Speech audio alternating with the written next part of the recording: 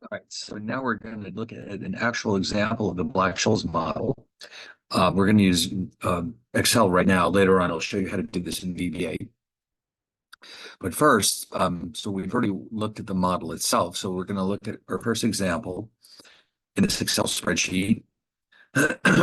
So here's what we know. We have a 1-year European call option, which of course, if you remember, a call option is the one that gives you the right to buy an asset in the future at a price that's determined today. And we're assuming that this does not pay any dividends because, of course, with the original Black-Scholes model, this was one of the key assumptions. It has a strike price of $50. That's the price at which we're allowed to buy the stock.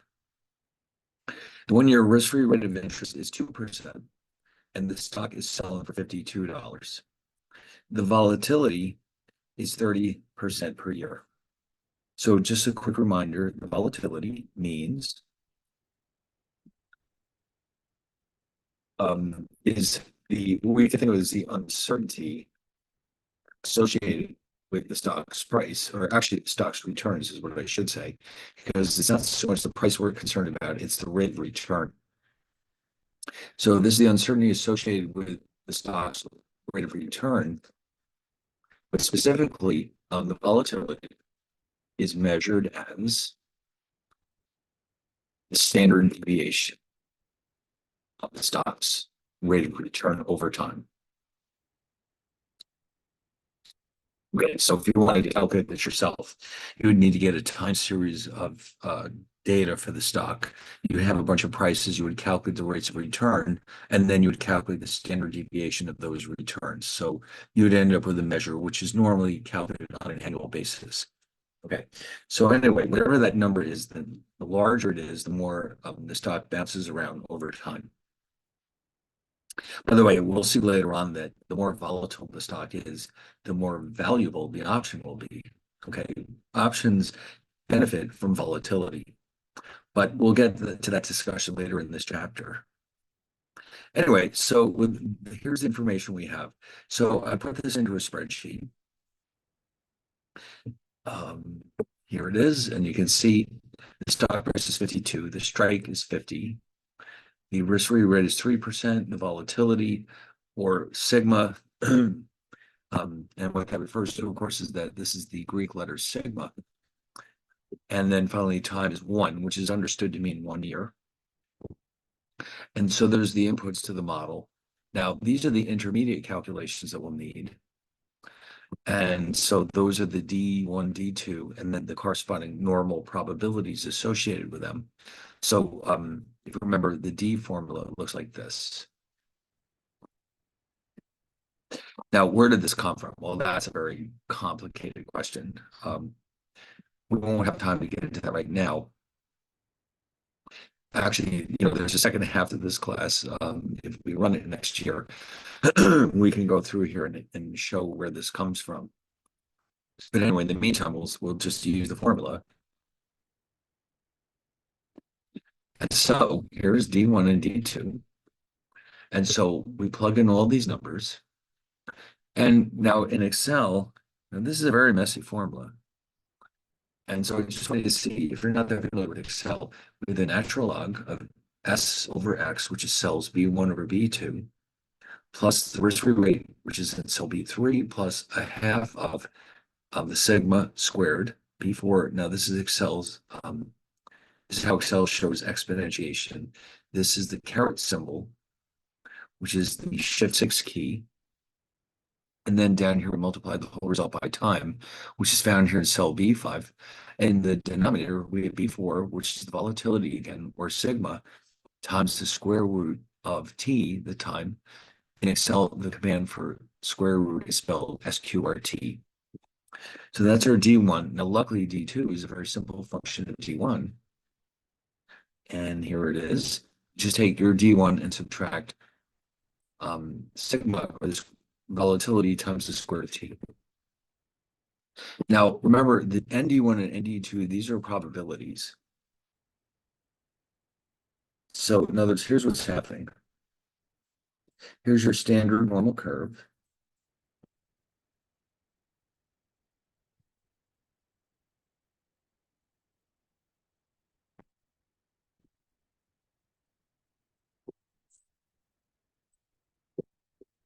And remember, the mean is 0 and the standard deviation is 1. And so no matter what number n d1 is, d1 is typically positive, by the way. And so n of d1 just simply means take this area to the left of d1, which means this is the probability that our standard normal random variable z is less than or equal to d1. Okay. So you can think of it as an area under the curve or a probability because it means the same thing. And of course, that means that D2 is always smaller than D1. And sometimes it's negative. I don't think it is it here. Um, no, not this time. It's very close, but it's not negative. Let's say it's here.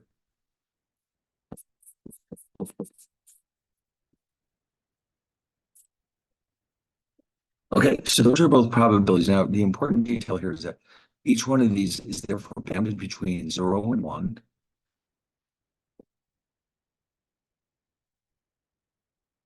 Because there are probabilities. And we've also mentioned how we can interpret these. This one, which you see here, once we calculate it, ND1 is approximately 0.6358. And the command in Excel for that is norm.s.dist. Norm for normal, S for standard, dist for distribution. And then the values we want to be 7, which is D1. The 1 there tells us that it's a cumulative probability, which is what we need.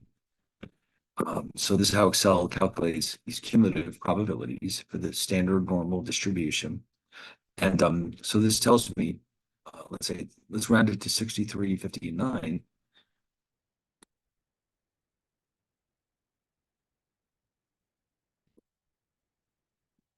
That means that if the price of the stock goes up by $1, um,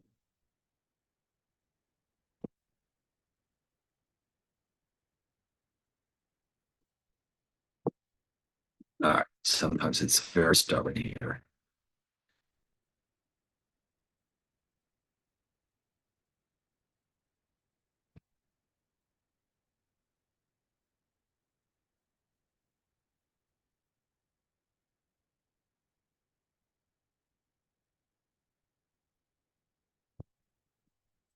So that what that basically means that if S rises by $1, S2 will rise by approximately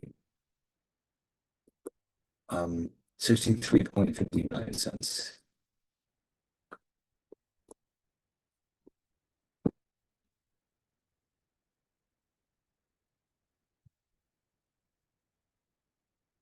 And vice versa, of course, if S goes down by $1, then you'd also expect the call price to fall by approximately 0.6359 or 63.59 cents.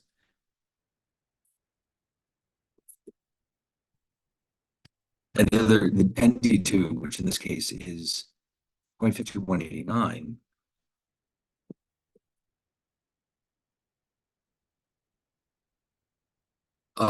you could think of it as the approximate probability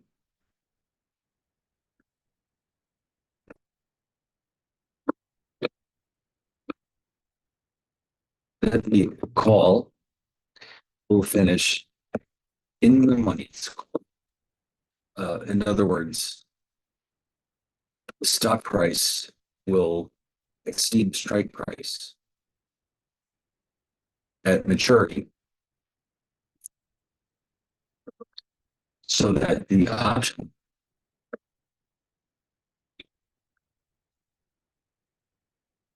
have a positive payoff.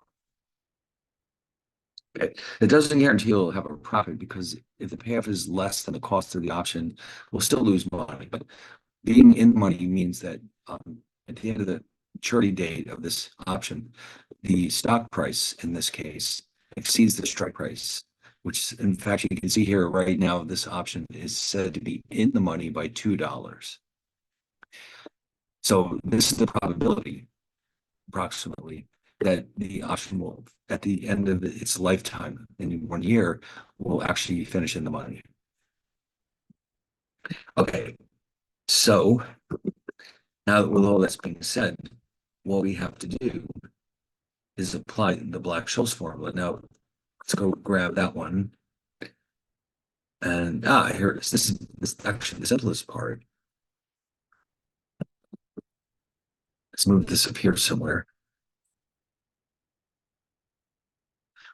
And so you can see now once these intermediate parts are done, the call price is actually straightforward because you have S times ND1.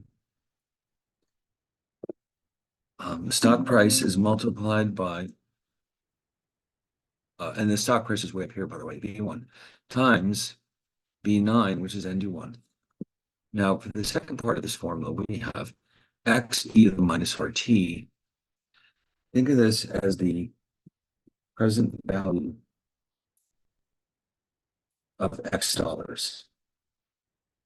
In other words, that number that you're seeing there is less than X. That tells me how much I would have to save right now to have X dollars at time T when the interest rate is R. So the command in Excel for that is a little bit tricky. It's EXP. EXP is E raised to that power that's in the parentheses. So we need to have EXP XE to the minus RT. This is R. This is T. It's negative, as you see. EXP means E raised to that power times X. And then at the end here, if you notice, that gets multiplied by ND2. So that's what this B10 is. And that's our call price. So it looks surprisingly simple considering how much math is going on behind the scenes. I mean, it is a very complicated derivation to say the least. But once it's done, the model itself isn't really all that complicated. So that's our call price. Now, this call price is the only one that is consistent with no arbitrage opportunities. So we said that the Black-Scholes model is a new arbitrage relationship.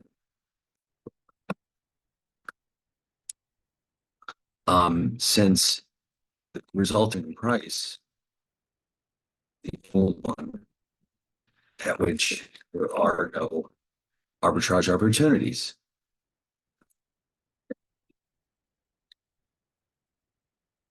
So a lot of the results in option pricing theory are derived this way by showing what has to hold to avoid arbitrage, and then maybe explaining how the arbitrage would work if we in fact did have a violation here. Now, by the way, later on in the section, we're going to go back to revisit Pocal parity, and we're going to actually show how to prove it. Oh, all right. Well, okay, I just realized it's in a different section, but I'm going to show it to you anyway. I want you to see how we can determine if a relationship is indeed a no arbitrage relationship. And the logic behind that is that a relationship can be shown to be a no arbitrage relationship if we can prove that two positions with equal risk and same true cash flows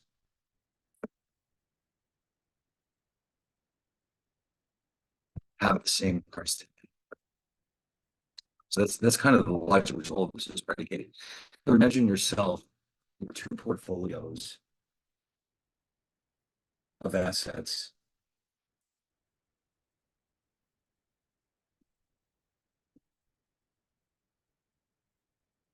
So you have to visualize it's a large box that's full of some kind of assets, stocks, bonds, interest rates, whatever.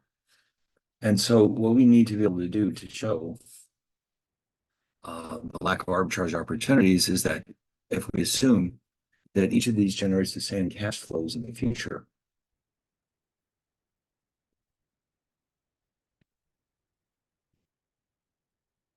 same timing, same everything, same size, as long as they generate the exact same cash flows. And then, of course, assuming that there isn't a huge difference in the risk between them, what we have to do, we can conclude that the prices of these portfolios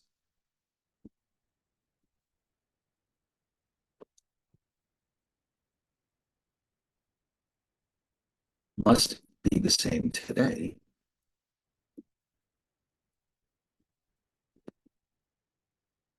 to avoid an arbitrage. All right, so in other words, let's just say that P1 is the price of portfolio one.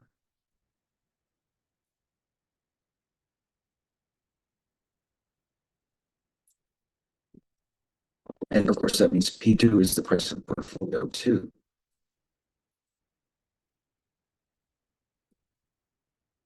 And if we decide if P1 is greater than P2, and now keep in mind what that means. You've got two sets of assets that provide the exact same cash flows in the future with the same level of risk. Then what you would do,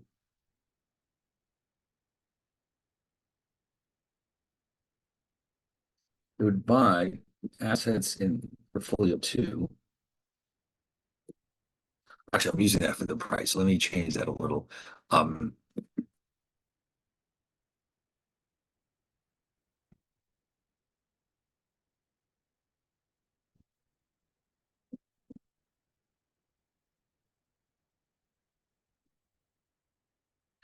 and then they would sell or take a short position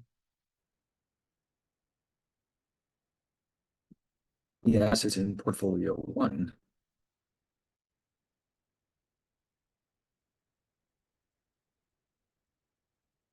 Now, of course, we're assuming that it's possible to do that. If these are traders at major investment banks, they shouldn't have any difficulty short selling any assets in the economy. And so, what this is going to do is the cash flows today.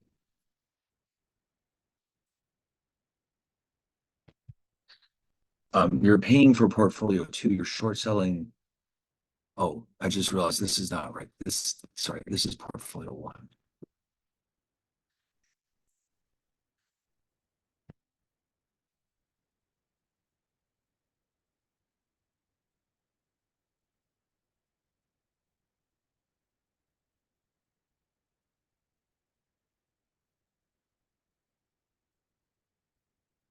The net cash flow, I'm collecting P1 because I'm selling its assets, but I'm paying P2 because I'm buying those assets.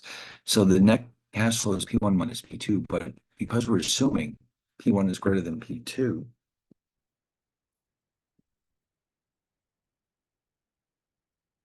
it implies that this is positive. And then what about in the future? Let's assume that these cash flows take place 1 year in the future, just to keep it simple. Well, future. Okay. In the future, at time t, whatever that is, we have both a long position in the exact same cash flows. Okay? In other words, if we bought portfolio two, and we're collecting these cash flows and we're paying these out because we sold those assets, but they're identical to each other. So the net effect is that we have no cash flows in the future. So our net cash flows in the future equals zero. Now, so here's the bottom line. We have been able to put cash in our pockets today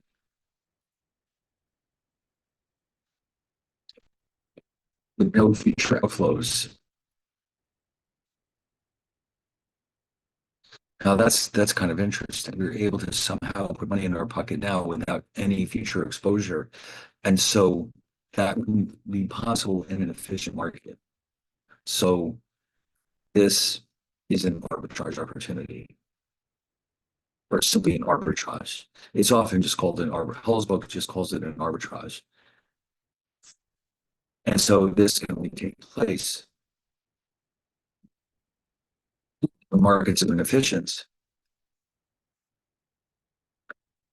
And in this case, we know that they are. The two portfolio prices have been identical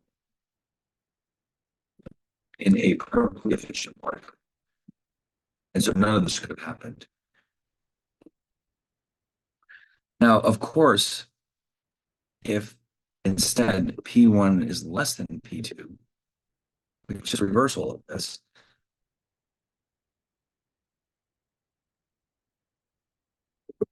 Let me make a small change here. Um,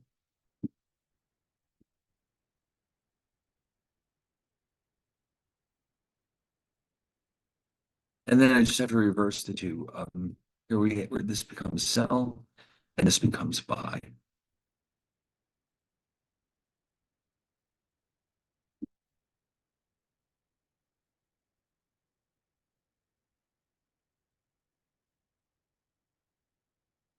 Remember, the whole logic behind this is you're selling whatever is relatively overpriced, and you're buying the undervalued or underpriced asset.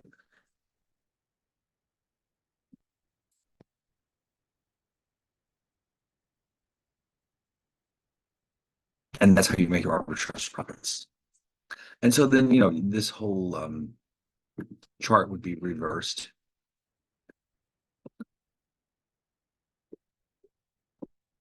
So you're collecting P2,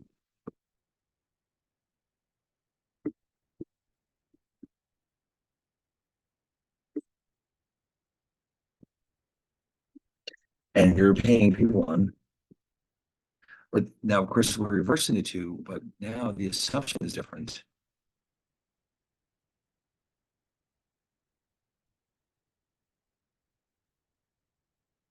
So now this time it's P2 minus P1 that's positive, and there's your arbitrage.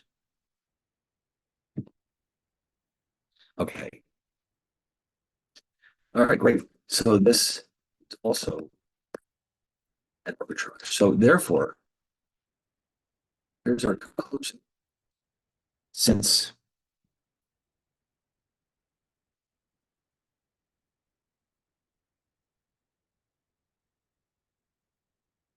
both lead to an arbitrage opportunity,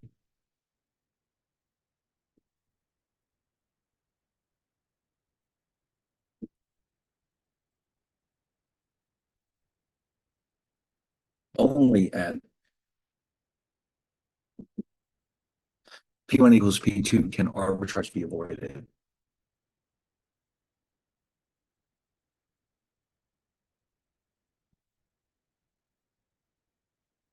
Now, of course, this is how these types of proofs tend to proceed.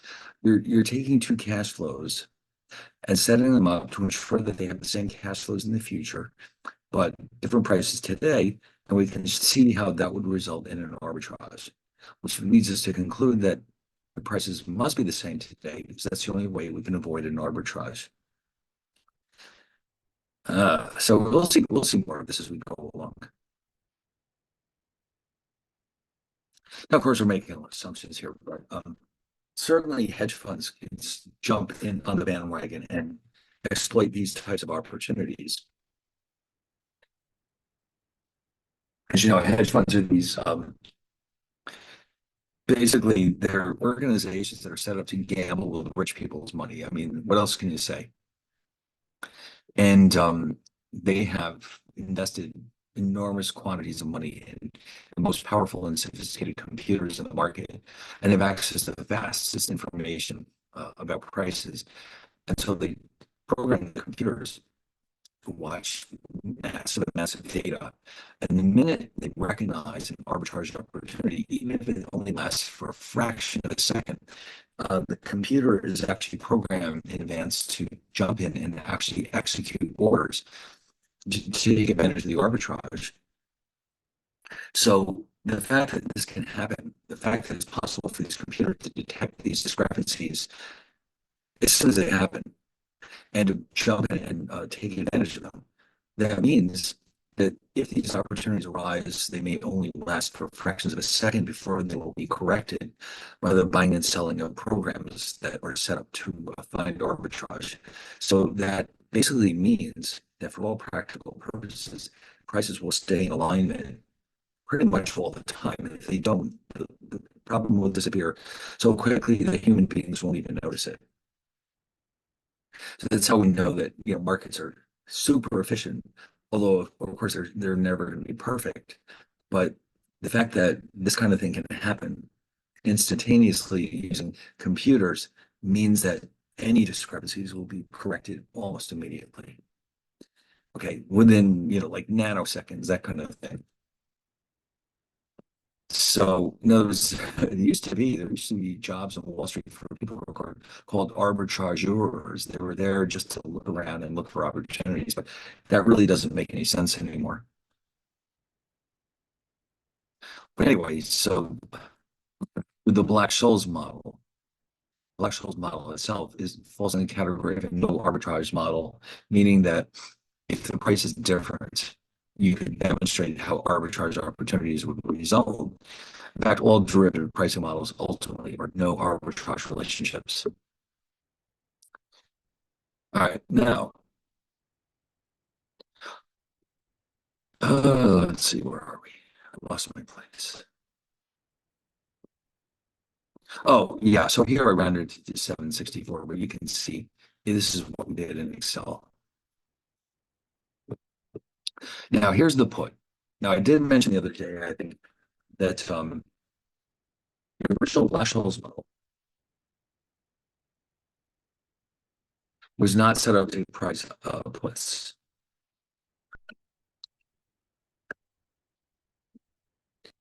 Now, keep in mind, these guys are not trying to invent some, like spectacularly successful software or something like that. These are academics pursuing this idea that we could come up with a model to price options. So they just wanted to show us the basic framework that could be used to do this.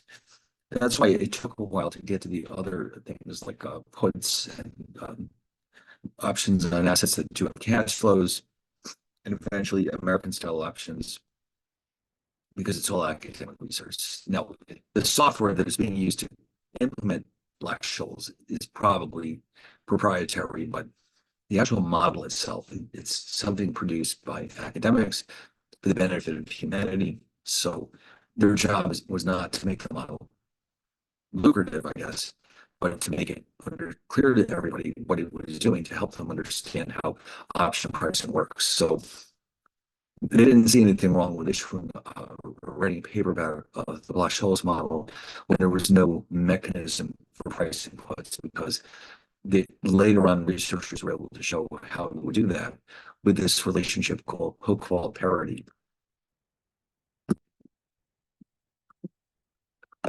So Hochwald parity can be used to demonstrate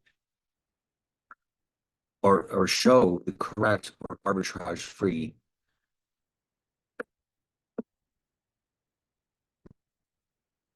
price European put um, written on a non-dividend asset, or an asset that has no cash flows. But since these are stocks, this means a non-dividend asset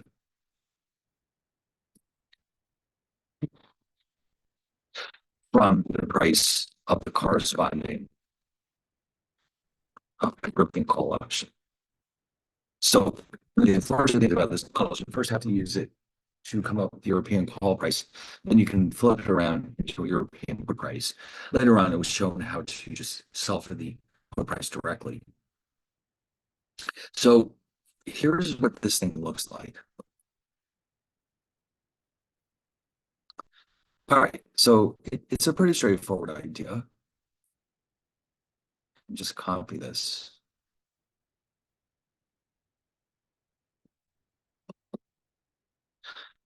Okay.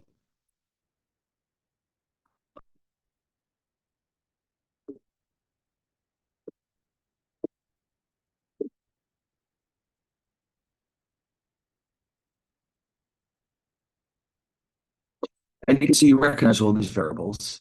Put P is the European put price. C is the European call price.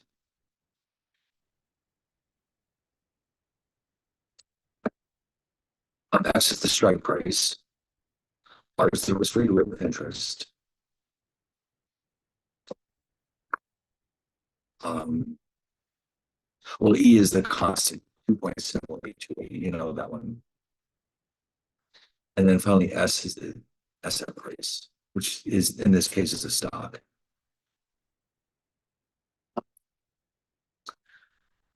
Oh, I forgot about T. T is time measured in years.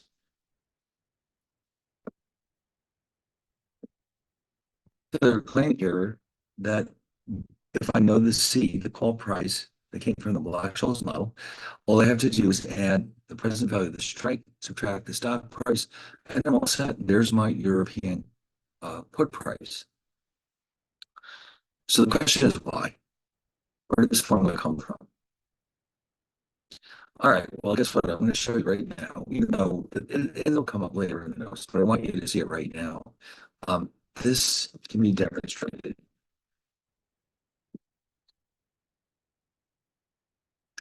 as follows. So here's what we have to do. We have to set up two portfolios, and let's call them portfolio A and B.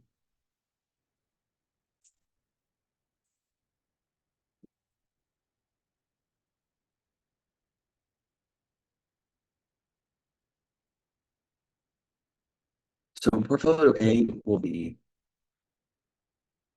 the put and the stock. Portfolio B will be the call.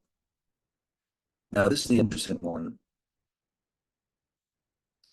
What you've got here can be thought of as a treasury bill with face value X and maturity T. Now, we have to assume that such a thing actually exists in the market, but the idea here is a treasury bill is what we call a zero coupon bond, which means it's sold at a discount from its face value. And what's actually happening is the investor is paying a discounted price, but receiving the full face value maturity. And what they're actually earning is what's called a capital gain instead of explicit interest payments. So the zero coupon bond, as it's called,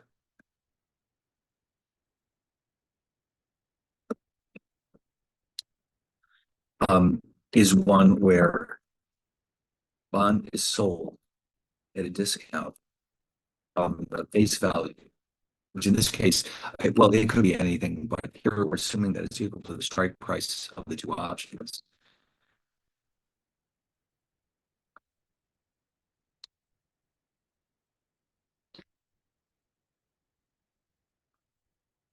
Um, so that the investor earns a capital gain equal to the difference between the face value and the price of the bond.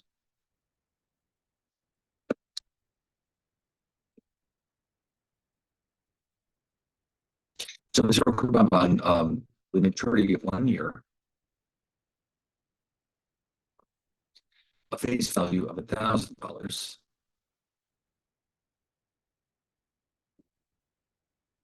and a market price. Um, Actually, let me phrase this a tiny bit.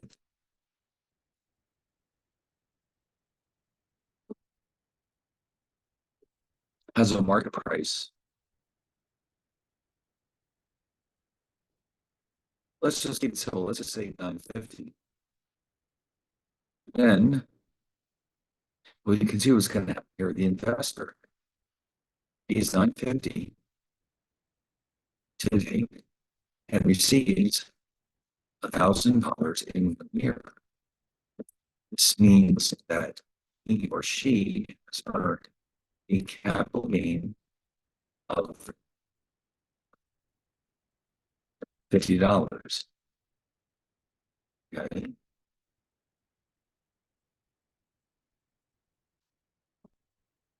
So that's what's happening here. In other words, this X e to the minus RT is assuming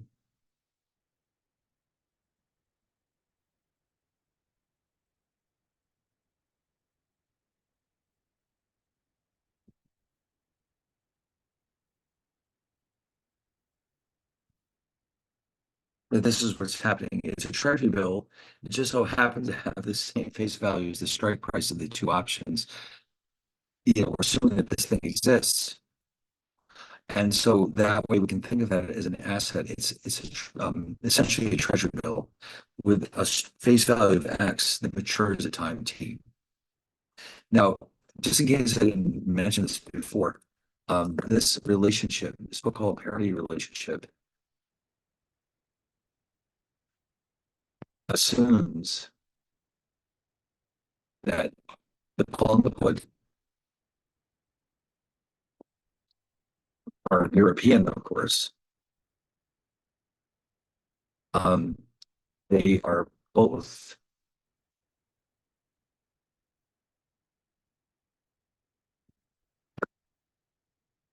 um, written on the same asset, in this case, stock,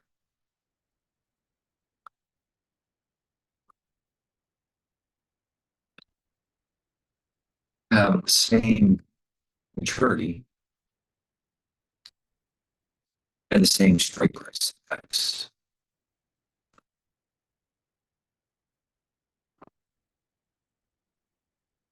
Right, I should have put in the symbols here. S,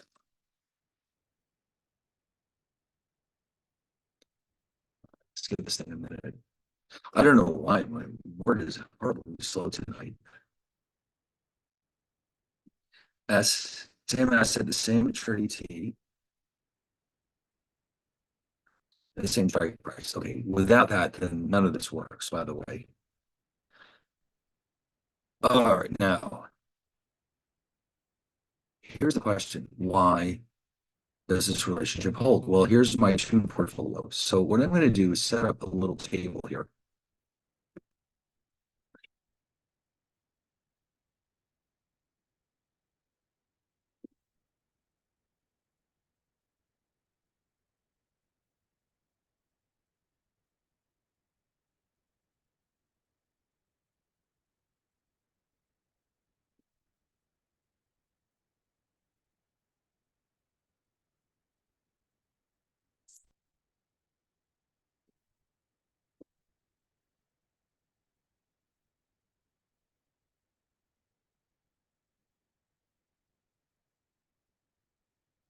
So what exactly is going on here? So I just want to introduce some new notation here.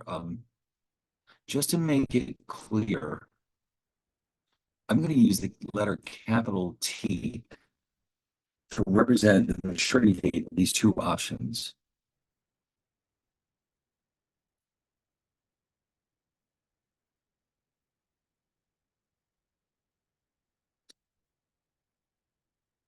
So in other words, S will represent today's stock price. But when I add that subscript, ST, it becomes the stock price at time T, meaning at the maturity date of the two options. All right, now that's a huge deal because that's the date on which we can show what their cash flows are going to be. These are European options. They only can be exercised on the maturity date, which is capital T. So that's the relevant date for these cash flows. Now, here you're seeing two different scenarios. In the first case, the stock price ends up less than X. In the second case, clearly it's greater than or equal to. So there's really only the two scenarios we have to consider. No matter what happens, one of these has to be true, right? And so we don't have to be any more precise than this. So in the first scenario, ST is less than X. The put will be exercised and will provide us with a payoff of,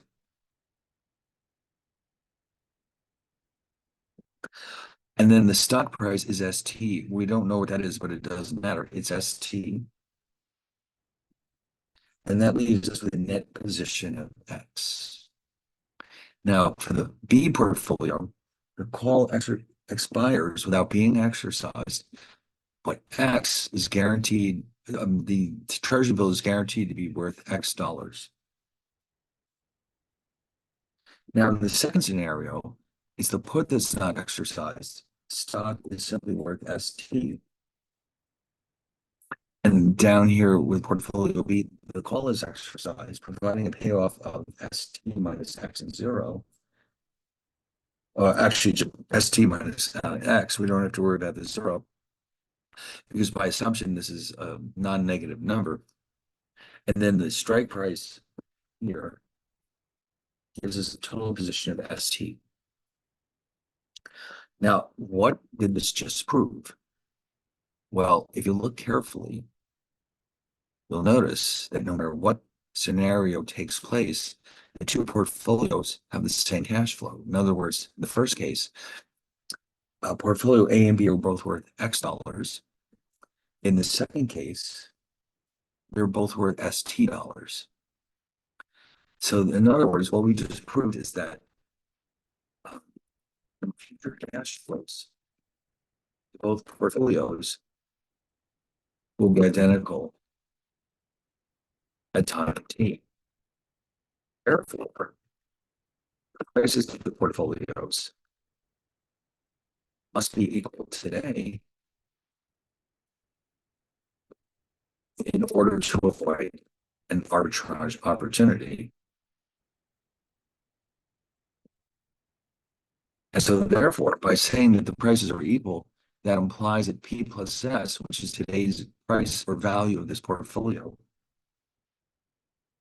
equals C plus XE to the minus RT.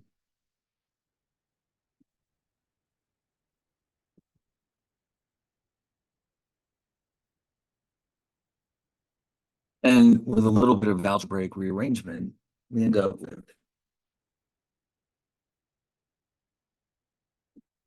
and there you go. There's our book called parity condition.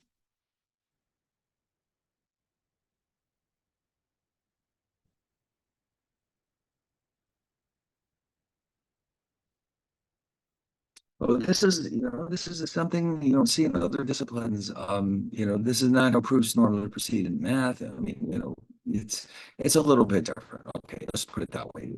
We're appealing to this idea of arbitrage and the fact that if there is an arbitrage, market prices will adjust until the arbitrage disappears. So that means that in principle, this relationship has to hold in practice. All right. So there's our book called parity condition. That's where it comes from. It's all enforced by this idea of no arbitrage. Beautiful. So what were we doing before? Well, we're building up to the Black-Scholes model. Specifically, we'd already priced a call option with Black-Scholes. We wanted to know where this came from. And the answer is book call parity. So based on book call parity,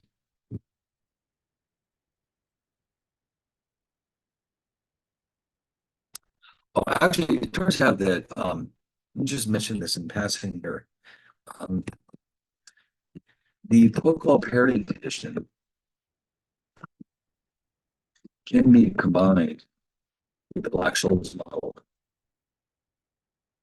to come up with a formula where the price of a European put can be solved directly without going through call parity. In other words, we don't need to know the price of the corresponding.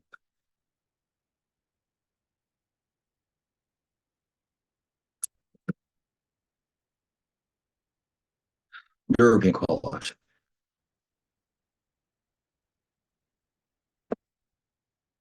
So that's I believe that's in the slides too. Let me just go see where I put it. If not here, it would certainly be another section.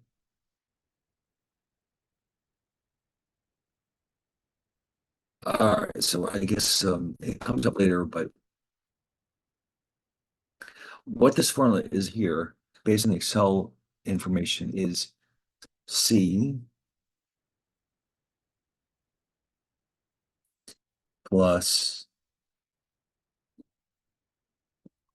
X e to the minus RT minus S. So this is clearly the Pocal parity one. Okay.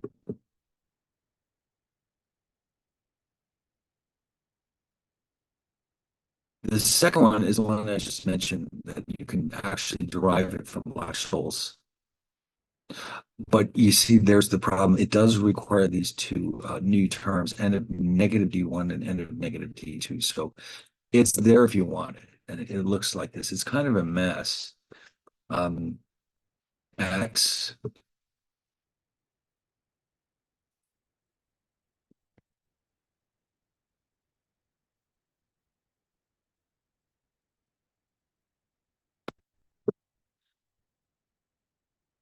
I made a bit of a mess here.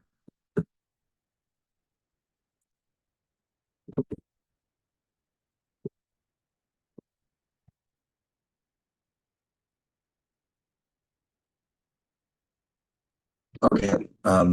X to the RT times n of negative D2.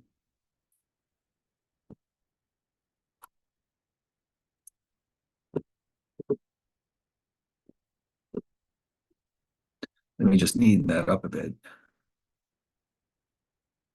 And then you'll have plus S n of negative D1. So that this way you can take it from directly from Black-Scholes.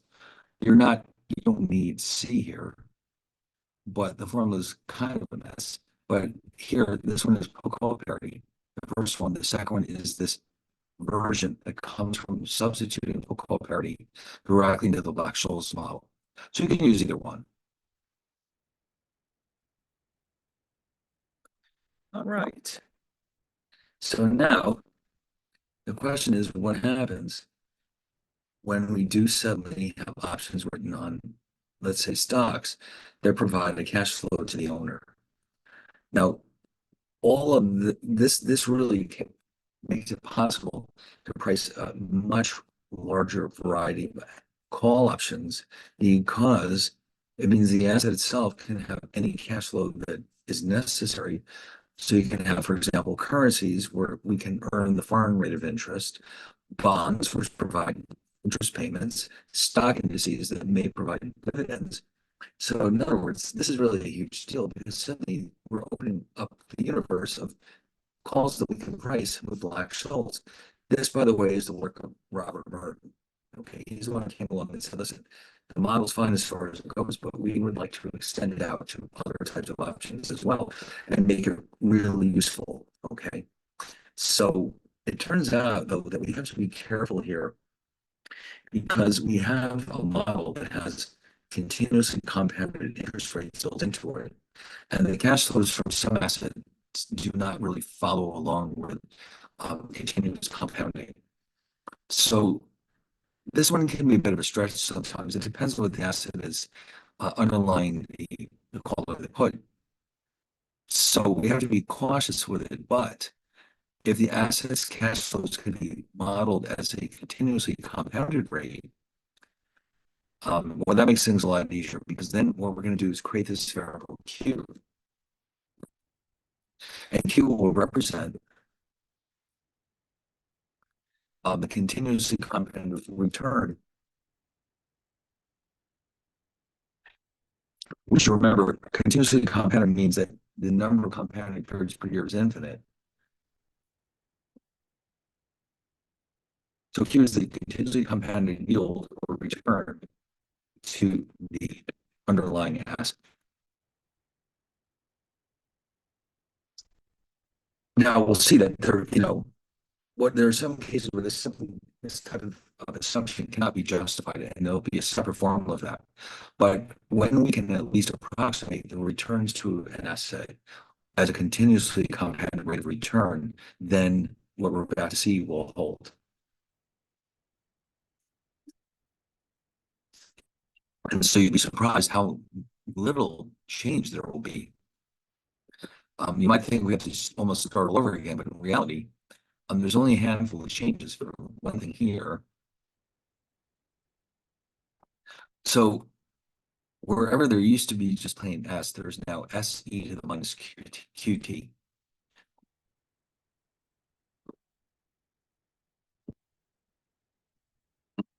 We could think of this to be adjusted actions,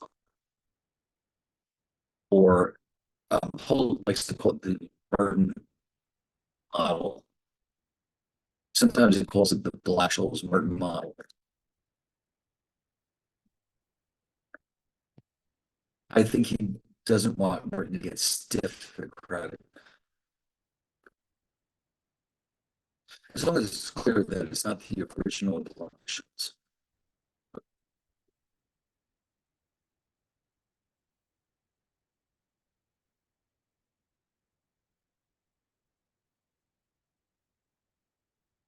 All right, so there's only one difference, and that's here. But we still have to look at D1 and D2. There's a change to D1.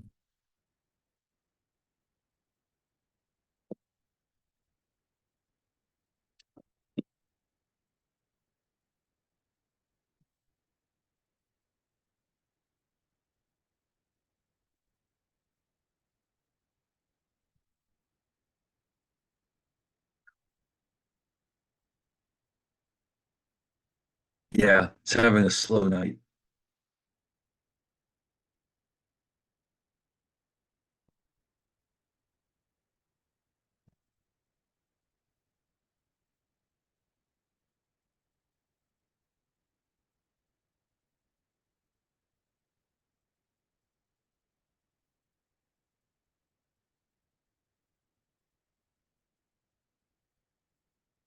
So I just wanted you to notice there's only one change here. D2 does not have any changes. It's the same thing.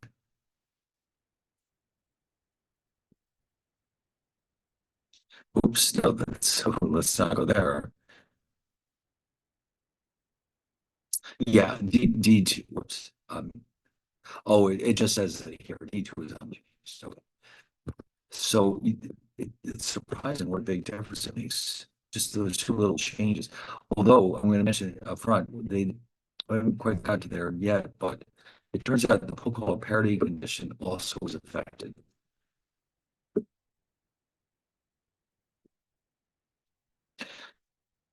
So I'll mention that right here.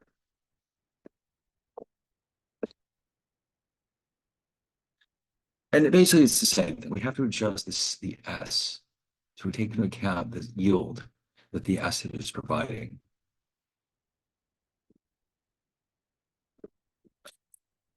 And so the new one becomes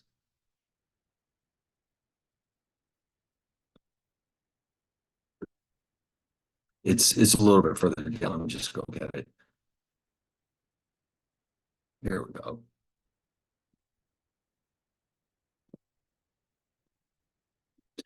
And you'll see that it's the same thing. The S became S e to the Q or T, or the QT rather. And that's the only change. Wow. So Merton, he really extended the reach of the Black-Scholes model quite a bit here. It's, especially after Pocock parity became available. Right now, at this point in history, it's possible to price virtually any option as long as it's a European call or put, um, because we have this extension that makes it possible to price it on anything. But again, it's only going to work for European calls and European puts. The American models had come later. And they unfortunately are unlike these, which are nice solutions to formulas. Um, those require numerical methods where there's a lot of time going on. There's a lot of steps. There's a lot of calculations. It's really a very complicated process because we have to allow for a decision at every point in time whether it makes sense to exercise the option prior to the maturity date. Here we don't have to deal with that. The only time we get to exercise the option is on the actual maturity date. And the model, the Black-Scholes model, by the way, doesn't explicitly show us anything in between today and the maturity date of the option. It goes directly from one to the other. Whereas the American option pricing models that we'll see, it shows every point in time from today out until the maturity date of the option. And at every one of those points, we have the ability to say, does it make sense to exercise early or not? So yes, it gets a bit much, but these are nice formulas that we can solve for directly. Okay, now, um, so what's coming next is another example, this time where there's a dividend yield of some kind. And so here we've got a $30 stock with a continuously compounded dividend yield of 3%. The risk-free rate is 5%. What's the Black-Scholes price of this European call with a 6-month maturity and a strike of 28? So this is spreadsheet number 2. Here it is. And you can see all these numbers have been put in there. And so, what you're seeing here are the new formulas that we just showed. The ends are just, again, the normal probabilities. And then here we're using the new, or let's call it the adjusted Black-Scholes model to come up with a price of just a hair under $3. And down here, we can again approach this in 2 different ways. We can either use the adjusted put call parity formula or the approach I showed you earlier, which involves substituting put call parity into Black-Scholes. So yeah, this turns out to be approximately $3 for the call. The put with the adjusted put call parity is about 72 cents. By the way, there's a little trick I'm going to show you right now with Excel. If you want to see all the formulas at once, ooh, that was cool.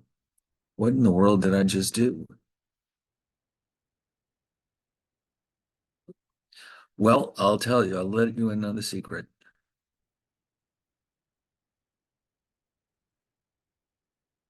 This is an Excel tip.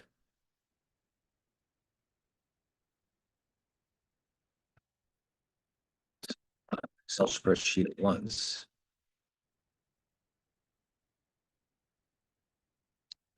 You use control. And by the way, this is the same on both the Mac and the PC, which is very unusual. Now, what is that symbol there? And where's it found on the keyboard? This is called tilde. Never see it in English ever. Um, it is found on the key to the left of the one. It's been there your whole life. You never noticed it.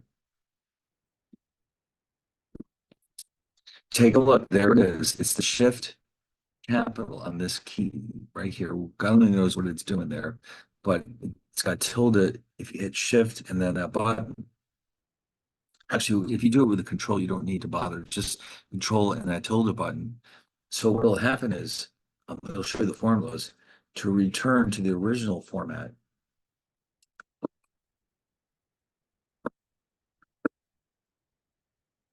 The same thing. So you can toggle back and forth between them.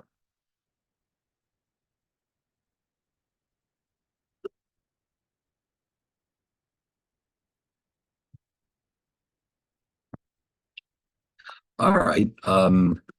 So this is Section 6A, actually, this is a fairly long chapter, or, well, it's not, well, maybe it's a little deceiving because what we're going to do next is actually look at the Greeks. But before we do that, the next time we meet, I would like to finally introduce you to some VBAs so I can show you how to take the Black-Scholes code and turn it into VBA. And then you can write some programs to check out the prices of different models, sorry, different options. So we want to do that as soon as possible because, of course, we only have so much time in this semester. And then we'll quickly run through the Greeks. And then I'd like to show you the more advanced option pricing models, specifically the ones that are meant to price American options. And then at the end, we're going to look at a technique that's designed to price what are called exotic options, which are much more complicated. And so we'll be using statistics essentially to come up with the prices of these options. Sadly, there's not enough time to do that right now, so we'll leave it here. But next time, we'll start to look at VBA, learn how to use it, where is it located in Excel, and we'll do some very simple programs and to get a feel for it. And then we'll have one or two assignments, and then we'll keep going on with the new material. And then I think the course ends on the 15th, but I can continue to give you time for a few days after that for whatever assignments we have. So we don't want to rush this too much, but sadly we only have really another week or so. So I want to continue giving you all this good material, but we do have to have at least one or two assignments. So the next thing we'll do is some basic VBA so you can get it started on that. All right, so let's see you all next time.